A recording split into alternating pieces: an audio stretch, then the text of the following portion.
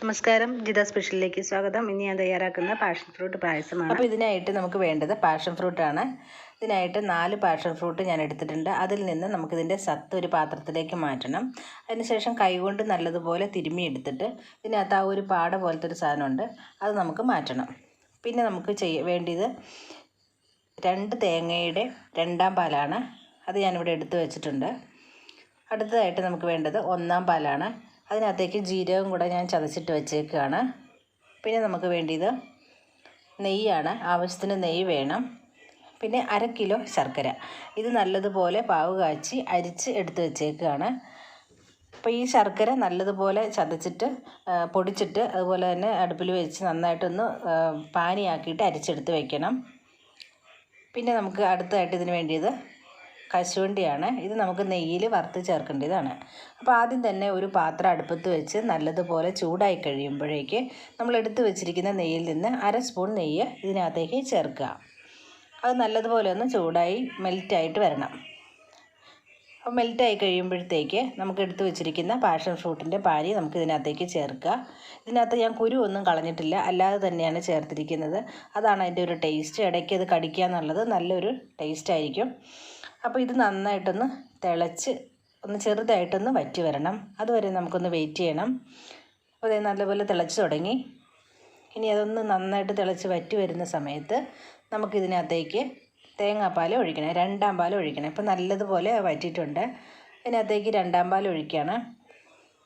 അത് മുഴുവനായിട്ട് തന്നെ ഒഴിച്ചിട്ട് നന്നായിട്ട് ഇളക്കി കൊടുക്കുക. ഇളക്കി അതിനകത്ത് കിടന്ന് നന്നായിട്ട് പാഷൻ ഫ്രൂട്ടും തേങ്ങാപ്പാലും കൂടെ യോജിച്ച് നന്നായിട്ടൊന്ന് വറ്റി വരണം.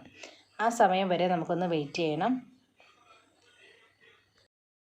തേങ്ങാപ്പാലിൽ ഈ പാഷൻ ഫ്രൂട്ട് നന്നായിട്ട് തിളച്ച് നല്ലപോലെ ആയിട്ടുണ്ട്. ഇനി ഇതിലേക്ക് നമുക്ക് ചേർക്കാനുള്ളത് ശർക്കരപ്പാനിയാണ്.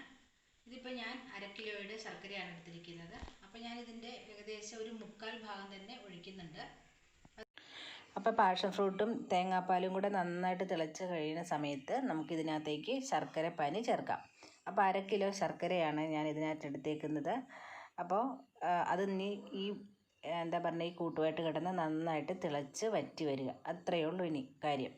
അപ്പോൾ അത് അത്ര ആയിക്കഴിഞ്ഞ് വരുമ്പോഴത്തേക്ക് വേണം നമുക്ക് 1-ാം പാൽ ചേർക്കാനായിട്ട്. നമുക്കിനി ഇത് തിളച്ച് വറ്റുന്നത് വരെ ഇളക്കി കൊടുത്തുകൊണ്ടേയിരിക്കുക. അപ്പോൾ നല്ല അസലായിട്ട് വറ്റിയിട്ടുണ്ട്. അപ്പോൾ നമ്മളുടെ പായസം ആയിട്ടുണ്ട്.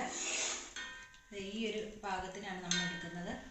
അപ്പോൾ 4 പാഷൻ ഫ്രൂട്ടിന് 1/2 കിലോ ശർക്കര തന്നെ വേണം. ആ ഒരു അളവ് വേണം നിങ്ങൾ എടുക്കാനായിട്ട്.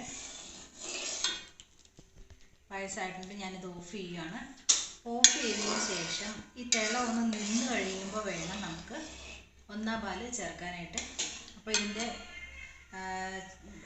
തിള നിന്നു. ഞാനിതിലേക്ക് 1-ാം പാൽ ചേർക്കുകയാണ്. 1-ാം പാലിൽ ഞാനൊരു 1/4 സ്പൂൺ ജീരകം ചതച്ചിട്ടിട്ടുണ്ട്. അത് മാത്രമാണ് നമ്മൾ ഇതിനകത്തേക്ക് ചേർക്കുന്നത്. അപ്പോൾ ഇത് നല്ല അസലായിട്ട് പായസമായിട്ടുണ്ട്. ഇനി ഞാൻ ഇതിനകത്തേക്ക് ചേർക്കാൻ പോകുന്നത് കശുവണ്ടിയാണ്. കശുവണ്ടി ഞാൻ നെയ്യിൽ വറുത്ത് വെച്ചേക്കാണ്. മുന്തിരി നമ്മളിതിൽ ചേർക്കുന്നില്ല, ഇതും കൂടെ.